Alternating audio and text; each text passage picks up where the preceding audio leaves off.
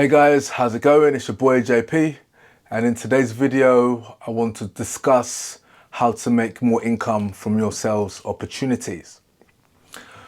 So when it comes to sales, especially if you have an opportunity where you're either selling your own business or an offer where you can dictate the price you want and you have that flexibility, you need to put yourself in a position obviously where you're making the most money. Essentially that's what we're here for. We want to help the most people, and the more people we help, the more income we'll make.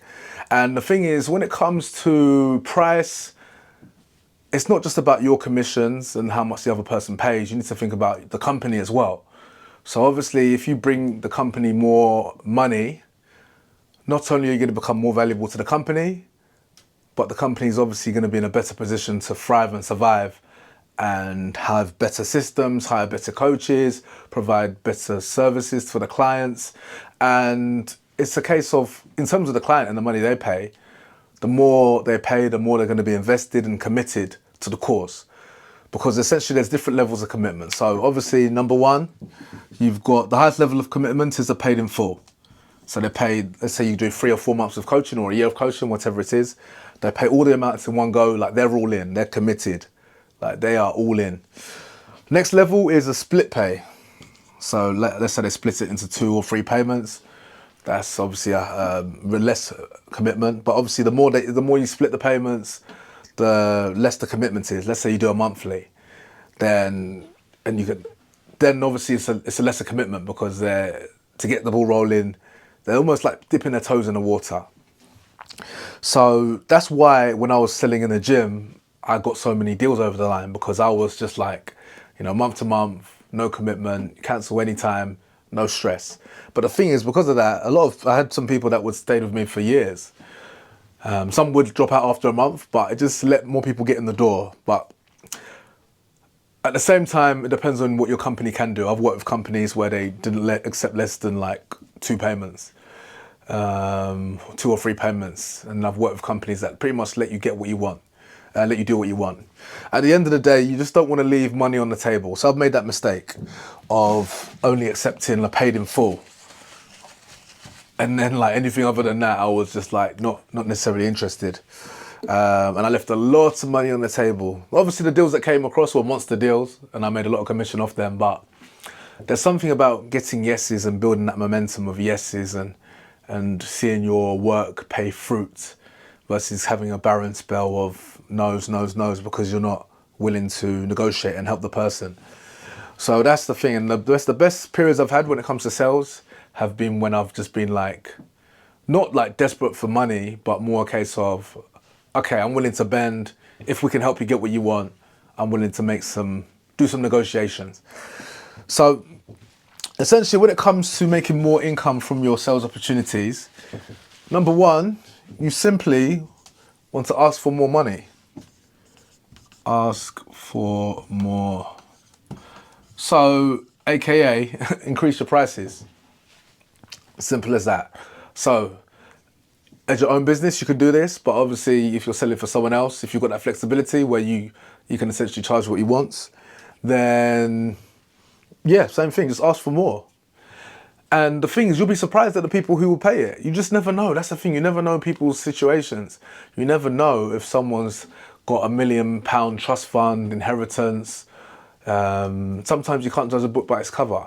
Like someone could be retired for 20, 30 years and never worked. Just been a housewife. But little did you know, the husband was some kind of mogul that left them all this money around, and they're maybe they're in their late 70s or whatever, and they haven't got many years left, and what good is money for them there? And it's like, okay, and why not?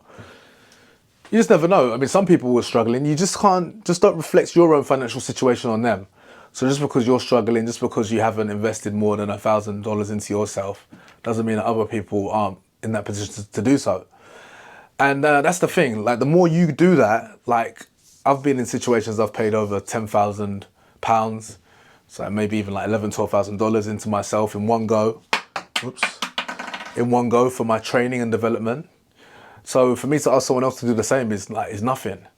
Whereas if you've never done it, then you might feel a bit nervous about money, about asking for that much. Oh, it's a lot of money. A lot of money compared to what? So when I'm selling fitness, I'm thinking, okay, let's say is $7,000 or 3,000 to 7,000. What are we comparing that to? So 3,000, let's say it's even 3,000 on the lower end. Okay, you can either pay it on your health and feeling better, having your confidence, having your energy, doing the things you want to do, not being self-conscious when you step outside, not being scared of taking photos, not having to take medication, really feeling your best, being the guy or the person you want to be. Or you can use that money to buy, what's that, like 2 iPhones? 2 iPhones, that's a vacation. That's a 1 week vacation somewhere nice in like a 4-star hotel, probably not even 5-star. That's what is that? That's like a return trip to just a flight. That's not even a first class flight. You know, £3,000, not even a first class flight to China probably, or Australia. Or liposuction is probably going to cost you like 10,000, 20,000. And, you know, it's just a case of just what you compare it to. You're going to buy a TV, 2 TVs. A car's going to cost you at least 20k for anything decent. And what's a car going to do? That's just going to depreciate in value, cost you money versus your health and well-being. So that's the thing. Like, asking for more money, when you really break it down and you take the time to think about, okay, well, if you're not going to put the money here, where else are you going to put it? Then it makes sense. And that's the thing. Like, when someone talks about money, oh, it's expensive, then I'll just say on the phone, like, you know, compared to what? Like, I actually say, what, like a couple of iPhones, a computer, a TV, what are you comparing it to? Maybe they're comparing it to a gym membership, which is like $20 a month, depending on the gym.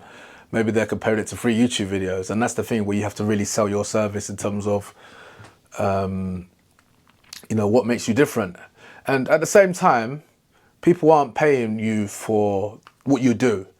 They're paying for the outcome. That's the thing. You need to sell the outcome, the vision of, as I said, the extra confidence, the energy, the health, the well-being, being themselves, that confidence, that competence, that skill for the rest of their life. That's the thing. So let's say 3, 5, 6, 7,000 pounds or dollars sounds like a lot, but okay, maybe right now, but if we spread that over the next 30, 40 years, you know, that works out to like a couple dollars a day for you to really feel your best self, attract the people into your life based on the energy you're emitting, the quality of life you're going to have, being the best mother, son, uncle, auntie, boyfriend, girlfriend, husband, wife that you can be.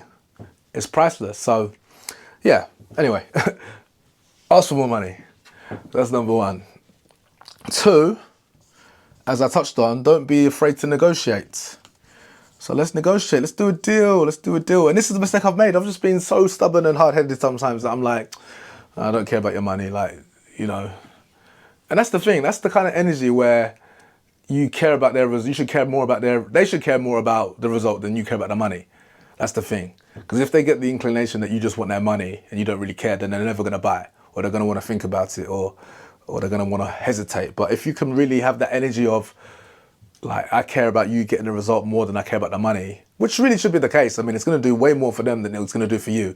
That commission you're going to get, which you probably can easily spend in a day, or, you know, you can easily just spend that. Money comes and goes, but a lifetime of XYZ, as I just explained, feeling your best, you know, is there any comparison? So, but yeah. So negotiation will get a lot of deals over the line. So maybe there's something you can do. So maybe you sell off the top the biggest package. So a whole year of support, everything you need, all the bells and whistles. And it's like, okay, they can't do it. And they genuinely can't do it because they might be on the street and homeless, or no food on the table for the kids, which is something I always ask. If they say they can't afford it, I just ask them, oh, okay, so are you saying if you make this investment, are you going to be like on the streets, no food on the table for the kids, living under a bridge? And typically they'll laugh like, haha, no, it's not going to be that bad. But there's other things we have to pay for, or when we remodeling the house, or we have these medical bills, or we have these expenses, or we just wasn't prepared. And, you know, you just have to take their word for it. The better job you've done in the discovery, the less excuses you're going to hear at the end.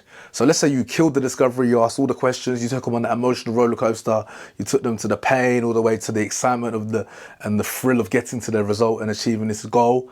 When it comes to the end, it should just be like, okay, let's do it. Or it should be a case of, like, they might say no, but they say no in a way of, if we can adjust the terms, let's do it. But essentially, the better you do, the more leverage you'll have to negotiate at the end. So what you can do is adjust the program. So let's customize the solution to maybe make it more manageable in terms of the logistics and finances. So yeah, that's where you can split the payments, payment plan. So I'd always start off with a 2-pay. So negotiation first will be a 2-pay, then 3-pay, then monthly that works within what you can do for the company. And then if neither of those work, you exhaust those options. Then it's like, okay, maybe we can adjust the offer. So maybe instead of 12 months, you just give them 3 months of support. And let's say you cut the price in half for 3 months of support. And then it's a case of, then the ball's in your court. Like, how much do you want to drop the price to suit them? And you have to find a premise to justify it. So a way that's worked for me is that, we can get some funding available, extra credit for whatever reason. We have this credit line around where we can give you that support, that financial aid to get to your goal. And the more you believe it, and the more you genuinely have that desire to help them, the more authentic you will sound as you negotiate. And just have your bottom ceiling. So just have your bottom number and just be willing to go down to that if need be. But don't do it in a way where it's sleazy, where they might think of, oh, why didn't you just give me that price in the first place? Why are we doing this? Because I don't like that either. But at the same time, again, you've got to think about your client. Number one client is the business you work for.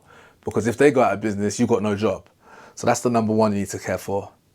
Number two is the client, and then as a result of you pairing what your business wants to what they want, because your business wants the most money, your client wants the best help, and you're the middleman to make sure that the business makes enough money to function properly, and the client has something that they can do where they're paying enough. Well, obviously they can afford it, but they're paying enough where it means something to them. Because that's the thing, like, all this information is there for free on YouTube, like how to get in shape and how to get fitness and this and that. But if it's too cheap, there's just not enough investment. There's not enough skin in the game. So people drop out. But they drop 10 G's on this, chances are they're going to see it through. They're not going to give up. So that's another reason to want to charge higher prices as well. And the clients you get in are going to be better. They're going to stay in more. Whenever I do a lower prices, you get more of these fluffy clients that want to refund and don't stick it through. But when we're talking about more money, these clients are like more committed, right? That's another another level of commitment, the more money they pay. So it's really changed my life. It's made such a huge difference. Just this alone has made the biggest difference. And the higher you sell, the harder it is, the higher you charge, the harder it is to sell, meaning that it's an opportunity for growth, that you have to get better. That's a big regret I had in my life, is that for too many years as a personal trainer, I was winning because I was not necessarily undercutting, because I was actually charging the most, but I would do half an hour sessions for essentially half the price of a regular session. So let's say, for example, let me break it down. So let's say an average trainer in my gym at the time, it's probably gone up now, would charge £50 an hour. I would charge like £35 or £40 for half an hour. But and just justify that they don't need like a whole hour. That's a lot of time if you're getting ready for work and this and that. Like to shower, get changed, that's like 2 hours. That's a lot of time in your day. Let's just do half an hour, knock it out, and then it's actually more valuable because you're saving time as well. Like, why do an hour what you can do in half an hour? So people loved that offer. People loved it, and it was very easy to sell. But at the same time, I didn't really improve my sales skills. I could just go through the motions and I'd just be closing. Whereas now you're up in the price, there's more at stake. You have to be really good. You have to be really good at listening, really good at asking questions, really good at selling the products and the service and having that certainty throughout the call, building that momentum, the energy. And since I've been charging more, I've really learned a lot. I'm a lot better now at sales than I was before. So it's going to do a lot for you, just asking for more money. And it's going to get you more comfortable talking about money, thinking about money, attracting that money. Like, money is a spirit. It's a spiritual thing, and you have to care for it and think about it and really love money to get the money. So ask for more money, to negotiate, and essentially that's the main principles, really and truly. yeah, just, you know, when you build the gap, you'll be able to, you build the gap, you improve your skills. You're just going to make the service more valuable by really creating that gap between the pain island where they are, and the paradise island where they want to be. And the bigger you can make that gap, the wider you can make that gap, the more dark you can make the pain, and really kind of twist the knife and really get them to feel that pain and that urgency. And if you can get them on the flip side to really see the paradise, get that excitement, that vision of achieving their dreams and their goals and tying it into other parts of their life, like their family, their work, their purpose, their mission, then the price essentially, it just makes your service and solution way more valuable, way more valuable. Anyway, I hope this video serves you. If you did like it, give it a thumbs up, subscribe as well, leave a comment. What video would you like to see next? How much are you charging for your services? Do you plan to charge more? And I'll catch you on the next one. Thanks for watching.